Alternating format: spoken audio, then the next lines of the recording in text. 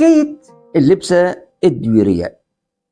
جرت العادة كي نجيو نحكيو على شخصية تاريخية ولا مناسبة دينية ولا معلم من معالمنا التاريخية، نقصدوا الأهل الاختصاص باش ناخذوا منهم اللي يفيد والشافي والضافي. وكي نجيو نحكيو على موروثنا الثقافي والتقليدي الأصيل ومنها اللبسة الدويرية نسبة للدويرات، لازمنا ندخلوا من الباب الواسع وعلى طريق أولادها ونساها ورجالها وكباراتها. ونفرح برشا كان كل واحد منكم يعطيني وذنه ويسمع مني هالحكاية. وكما كل حكاية نبدأ نقولوا يا سادة يا مادة يدلنا ويدلكم على طريق الخير والشهادة.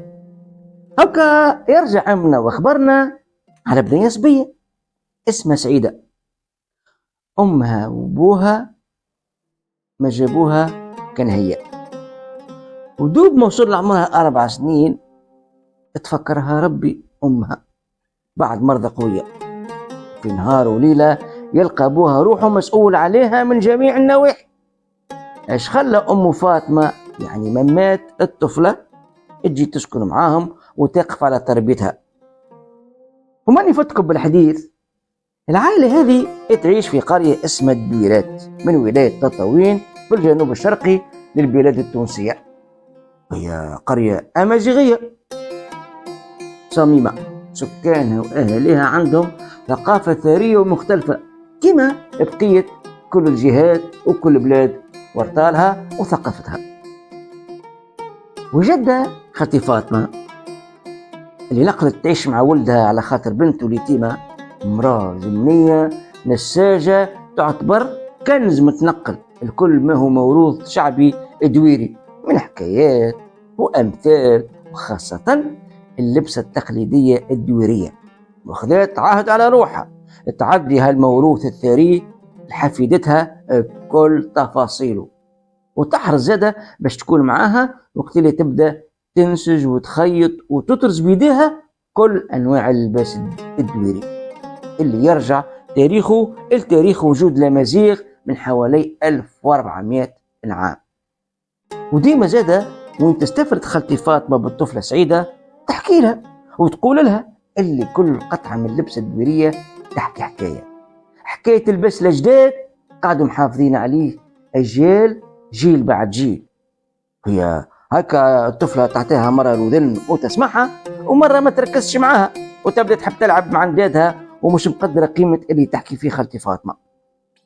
من بين الحكايات اللي حكيتهم لها قلت لها على خرافة الغولة والمرأة النساجة واللي توثق التاريخ أول لبسة الدويرية. وتقول الحكاية في نهار من النهارات في قديم الزمان تحكيو على امرأة في غار من غيران دارها في الدويرات، والغار نقصدوا به هنا أكل غرفة المبنية وسط الجبل في الشتاء دافية وفي الصيف باردة.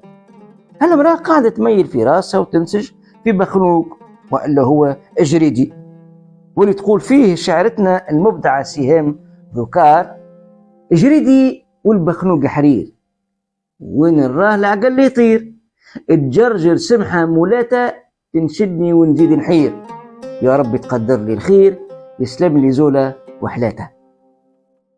وهي كيك تنسج دخلت عليها غولة اسمها طامزة بالأمازيغي ولات تنسج معاها. المرأة ولات ترعش وخايفة لا تاكلها، بدأت تنادي لولدها موجود في الغار اللي بجنبها، وهنا ذكات المرأة ونادات بأعلى صوتها لولدها أما مش بالعربي خاطر الغولة هكاك باش تفهمها وتنقض عليها وتاكلها. ما هي هزت بالصوت كما يغنيوا النساء الأهازيج الشعبية وقت يبداو ينسجوا وتقول بالأمازيغي يا عبد الله يا ممي طامزة طازت ايدي اش بشو بيش دا ازقاغ تطاوينس ام ازلاغ تالي للحاف ايمانش تهو تيرض ايزوزاغ.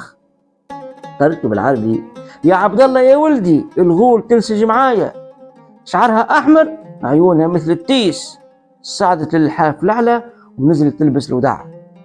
دوب مسمع ولدها عبد الله استفاغتها وفهمها، عرف اللي هي في خطر، معروف اللي الغولة تخاف من كل ما هو حديد مشى فيسع في نجد أمه ومعاها سلاح من حديد. دوب ما دخل الغار والغولة شافت السلاح هربت تجري وفي مشوار اختفت، وتمكن باش يمنع أمه ويمنع زادة الجريدي اللي تصنع فيه وتعب عليه. خالتي فاطمة كملت الحكاية من هوني وتلفتت لسعيدة تلقاها مصهمة ما زالت سارحة في الحكاية. قالت يا محلاها الحكاية ومحلى تاريخنا. كما يقول المثل يجيش توا نجار وبابه مخلوع، ما يجيش.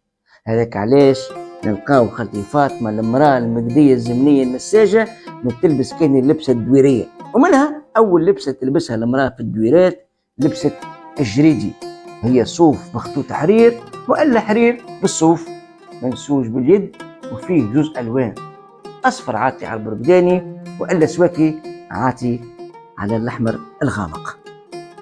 وما قلنا قبل اللي خالتي فاطمة مرأة كبيرة في العمر كانت بتحب تلبس كان الكموني، وهي فوطة على قطن لبسة شتوية وتدفي مطروزة باليدين في الأبيض بالغرزة بالغرزة. كيما تلبس خالتي فاطمة الكموني في الشتاء تلبس في الصيف المجحودة مطروزة تريسة الودع. من غير ما ننساو اللباس اليومي الفوطة والتريسيتي في لون البرقداني مزين باللكحل تتلبس في الصيف، والجمهورية والكتارج والكسوري.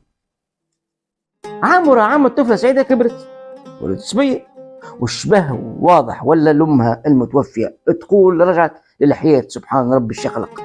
وعمال تكبر سعيدة عمال يكبر غرامها باللبسة الدويرية، وكان لباسها ديما ملحفة بيضة مطروزة باللكحل بألوان رايضة بعيدة على الشعشوعي، وذيك عوايد لبسة الصبايا أصيلية دويرات، ويقولوا والله أعلم باش ما يجلبوش الانظار ومن باب الحشمة والسترة، ويقولوا زاد البنية اللي تلبس ملحفة بالألوان مكتوبة يولي صعيب وما تعرسش بعيدة.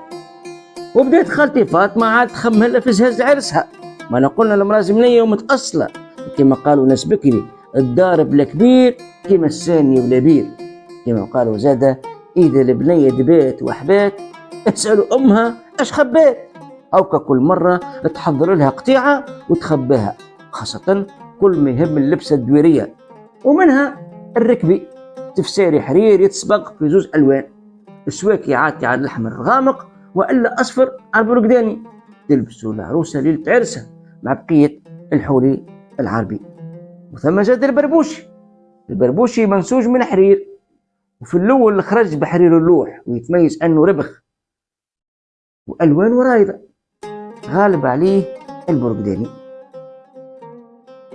في الدنيا هذه يا جماعة كل واحد يستنى فيه مكتوبه، ودق المكتوب على باب سعيدة، وثم شاب من تونس قرا معاها في الجامعة حب عليها تكون عشيرة عمره ومرته، خطر على كثر ما تحكي له على الموروث الشعبي الدويري تغرم بالأجواء، وقال هذا عالم كبير في قرية صغيرة، عالم حسه مختلف وثري.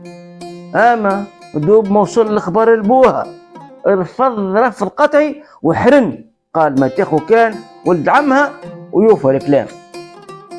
وقتها استنجت مماتها خالتي فاطمة اللي ربيتها وحنت عليها، ورغم أنها مرأة كبيرة لكن مخها كان متفتح، كان موقفها من الماخذة إيجابي، ووصلت أقنعت بوها بالعريس والراجل ما فيه ما يتعيب.